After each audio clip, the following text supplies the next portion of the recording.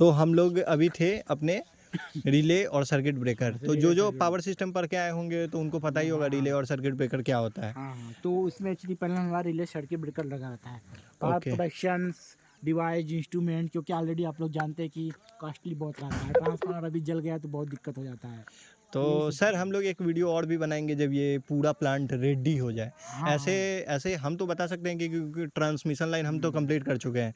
अब सर कितना दिन में ये लगभग ये प्लांट रेडी हो जाएगा? ये अपना आज 20 दिसंबर है ना, तो मान चलिए 1 मंथ में हो जाएगा। डिपेंड्स, अगर हमारा एचटी पैनल आ गया, आईडीटी आ गया, एलटी पैनल आ गया, इंस्ट्रूमेंट भी डिपेंड करता है ना। अगर सही टाइम पे आ गया तो 1 मंथ में रेडी प्लांट हो जाएगा। सर एक चीज़ और, ये हम लोग सीओडी सुनते हैं। हाँ, तो सर सीओडी का फुल फॉर्म क्या है? एक कमीशन अपडेट होता है, क्योंकि जब जैसे हम लोग जानते हैं सीओडी मतलब कैश ऑन डिलीवरी। अरे नहीं नहीं तो नहीं, यहाँ का सीओडी का मतलब क्या है? कमीशन अपडेट होता है, क्योंकि हम लोग जो प्रोजेक्ट लिए हैं, गवर्नमेंट से लिए हैं ना, तो हम लोग का एक डेडलाइन भी होता है कि इस साइट को, इस प्लांट को हमको इतने डेट में रेडी करना है। तो हम लोग कमीशन डेट मिल जाता है कि इतना प्लांट को रेडी करना है, ओके। इतना टारगेट मिल जाता है डेट का।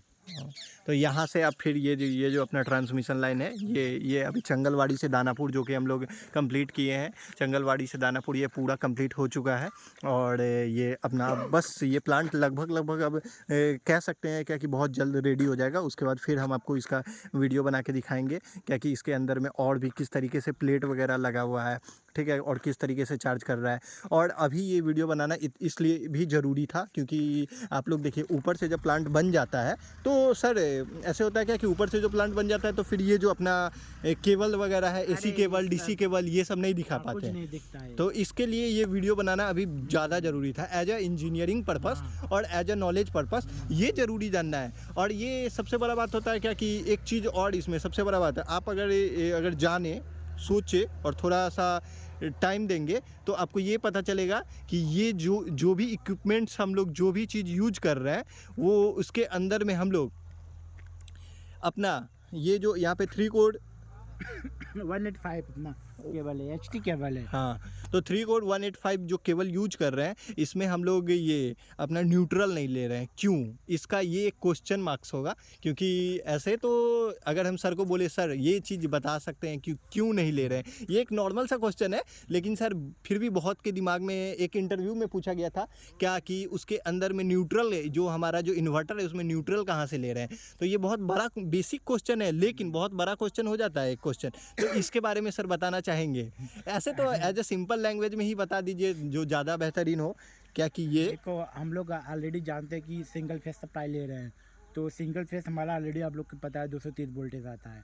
तो लेकिन अगर सिंगल फेस सप्लाई ले एक केबल आ गया तो उसको अपना लूप पाथ को क्लियर करने के लिए तो हमको चाहिए होता है ना, तो हम न्यूट्रल दे देते हैं, ठीक है ना, तो लूप बन के अपना वोल्टेज आता है। लेकिन अब 3 फेस सप्लाई जा रहा है, तो 3 फेस पे हम सप्लाई न्यूट्रल को क्यों देंगे, जबकि हमारा ऑलरेडी 3 फेस सप्लाई है, साइनसोइडल डायग्राम बन रहा है एसी सप्लाई में।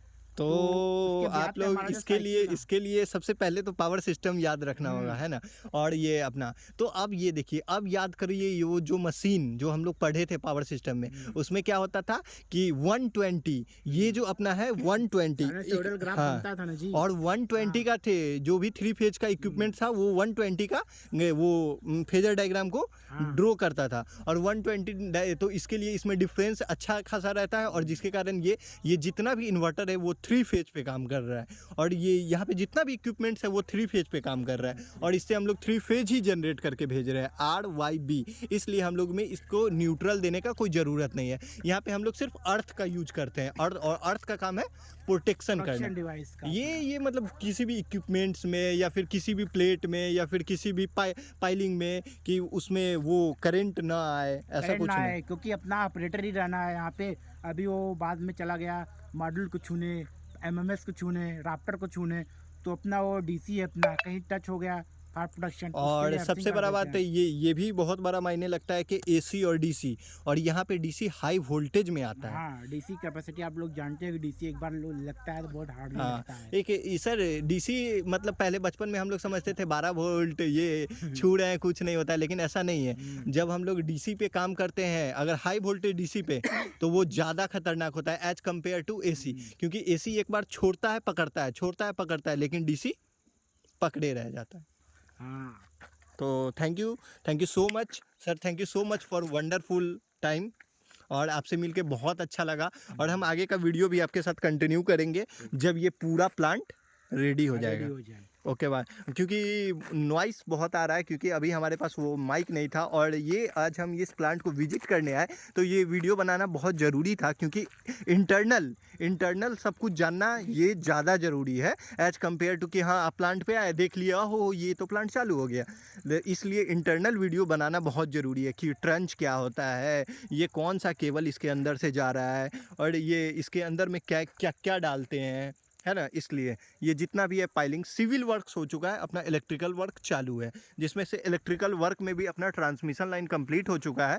जो भी है ये सर अब जो मेरे अंदर था वो कंप्लीट कर चुके हैं, अब ये सर के अंडर में है जो कि वो इनको कंप्लीट करना बाकी है। वैसे अपने जो पीएम, जिसको प्रोजेक्ट मैनेजर भी बोलते हैं, पीएम मतलब प्रेसिडेंट ये नहीं माने, और ये अपना पीएम, ठीक है। तो ये प्रोजेक्ट मैनेजर ने लास्ट डेट दिया है, क्या है ये लास्ट डेट? 20 जनवरी। हाँ, तो हम लोग कोशिश करेंगे क्या कि उससे पहले चार्ज कर दे, और अपने पीएम सर को डिसअपॉइंट ना करे, डिसअपॉइंट ना करे। वो ऐसे ही वो गुस्से में रहते हैं, उनके ऊपर भी बहुत लोड पड़ रहा है, जैसे ट्रांसफार्मर के ऊपर जो लोड पड़ता है, उनके ऊपर भी वो वैसा लोड अभी जारी है ना, ऊपर से MSEDCL से।